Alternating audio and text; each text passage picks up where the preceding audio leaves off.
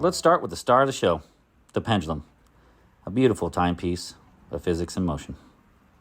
The pendulum is what keeps the time ticking evenly. It swings back and forth in precise intervals.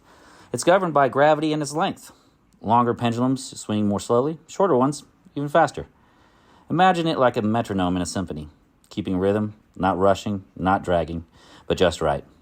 This swinging regulates the gears that move the hands of the clock.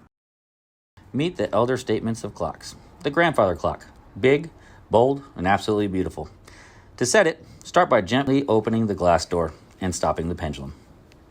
Remember the golden rule, never move the hour hand or minute hand backwards. Always move the minute hand forward, pausing at each quarter hour to let it chime.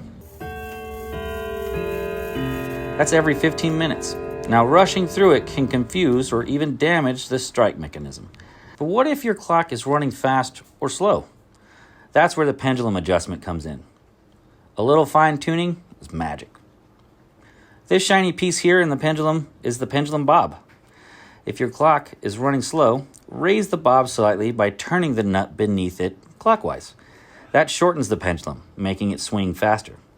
If your clock is running fast, turn the nut counterclockwise to lower the bob.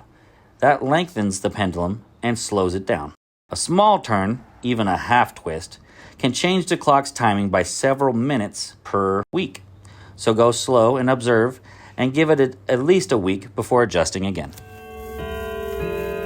Hey guys, Ryan with Upchurch Clockworks here. Hope you enjoyed that video. If you did, there's a Cash App link below. Even $1 helps.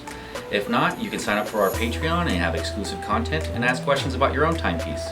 Otherwise, like, subscribe, and hit that bell. We'll catch you next time.